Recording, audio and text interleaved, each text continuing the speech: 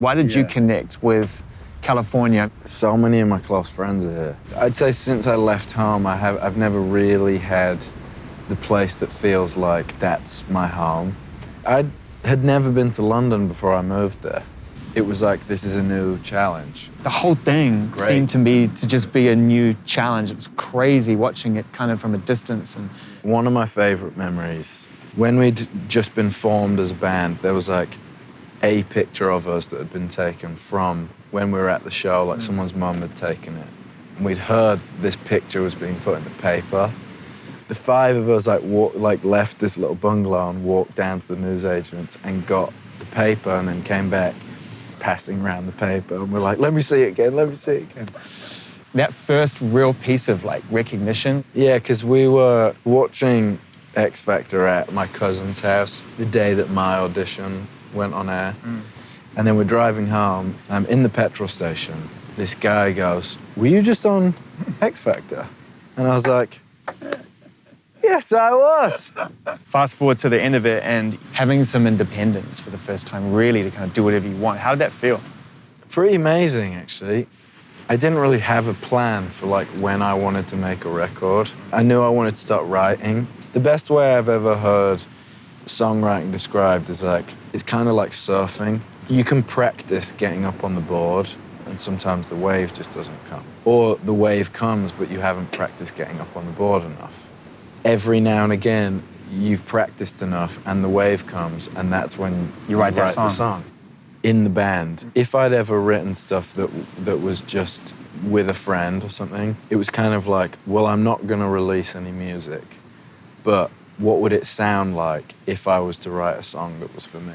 I knew that like maybe one day I'd want to do it, but I wasn't like, I can't wait to get out of this thing so I can go make my own record. Yeah. You know? So did the end of it creep up on you? The last year of it, we all kind of knew we were going to stop at the end of that year. There was a part of me, all of the decisions I'd made as an adult had been made as a group. I felt like I need to make some decisions that just affect me. Zayn already did that and he bounced out mid-tour. I mean, it was hard. We were sad, obviously, that someone had left, but also sad that he was not enjoying it so much that he had to leave. When you started on this new album, right, on Fine Line, had your opinion changed about your self-titled debut? I can hear all of the places where I feel like I was playing it safe because I just didn't want to get it wrong. I guess a big part of going into this album was I want to work out how to make all of this feel really fun.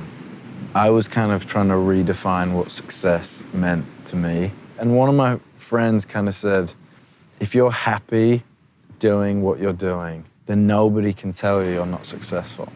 And also, I guess, when I was in the band, the last 3 records we made on the road, and I had friends who were musicians who I knew they would tour, and then they would take 6 months off to go make a record. Into a process. And I used to be like, what, so you're just like, that's all you're doing You're right in now? room 1607. You're just making... At the Marriott in Hong Kong, trying to nail a vocal. Like 4 mattresses and one over the top.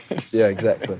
On the last 2 tours as well, we bought this like old surveillance van and converted it into a studio so it would follow the tour around. So like at the venue, you'd go into this tiny little surveillance van that had no air conditioning. What, you and One Direction would go in the back, we recorded songs in the back of a van on the road. It's fun to record it like that. It's just a totally different process. The album starts with Golden, which is like, you said before, that vulnerability is the way to great friendship, and I feel like that song establishes that. Golden, we wrote on day 2, and immediately as soon as we'd done it, it was like, oh, this is track 1. You knew it. Right. Because I always end up with track 1 and the last track. And then you're like, okay, let's see what. So you knew Fine Line would be the last track? Yeah, as soon as we Did you know it was the album title as well? No.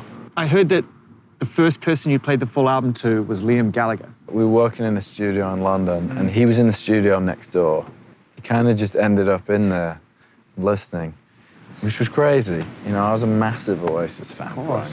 I'd imagine Watermelon Sugar would have been a standout for him. None of that stuff was finished. I don't think they had horns on it yet. Right.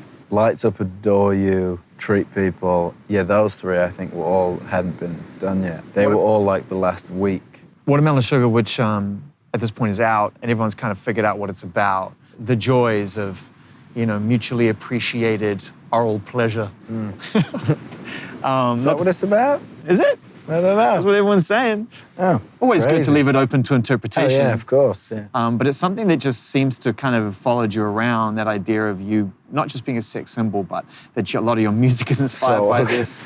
I guess the thing with like sex, it used to feel so much more taboo. Even just like coming into this record, I wanted to feel a little less like guarded with stuff. I wanted to feel a lot freer and just more joyful and like honest. And It feels to me, this album in part, it feels like a breakup record. It's a song called Cherry, which is cutting right to it. I don't like to kind of explain songs. With this record, it's so much more open. Yeah. That it's like, but you've told us in the, like, it tells you what it is.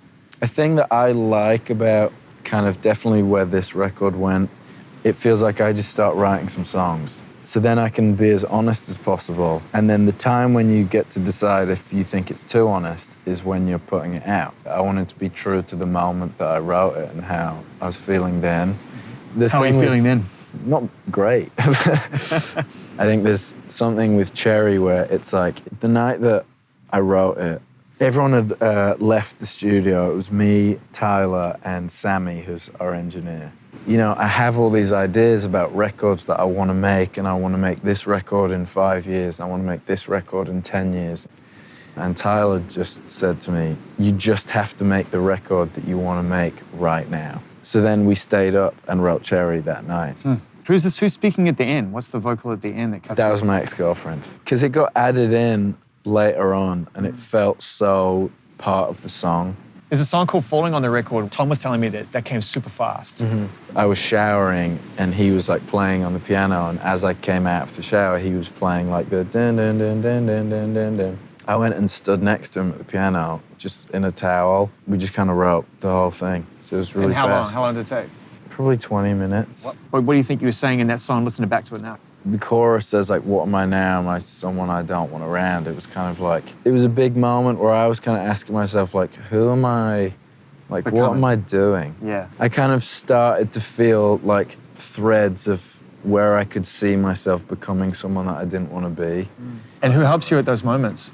Does your mum still play a really important role? I'm so lucky with my family. They've always just been really supportive. She's like the kindest woman I know. I just don't think she has like a bad bone. It's amazing. She's the best. Who do you miss the most? Who do you wish was still around? Stepdad passed away a couple of years ago. And what have you learned sort of going through life now as you're kind of experiencing loss? Because we all have to cross that bridge. And what are the things that come into focus for you now? Friendships are probably just the most important thing to me. Like,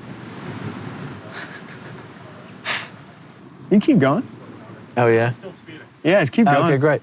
And I think part of the thing with like the mushrooms thing for me is that when I was in the band, I was like, I'm not gonna be the guy who messes it up. So I was like, I'm not gonna do any of that stuff. Making this record, I just felt so much more joyous, and I was with my friends, and we were in Malibu. Safe. And it was like, I felt so safe. And that's where you're at now, I guess, as you redefined success and you had fun making this album, is that you're just trying to worry less? I'm just trying to go through life being a little less worried. If you get to make stuff that you're passionate about, then you're happy and no one can call you unsuccessful, which is great. That's the redefinition of success, my man.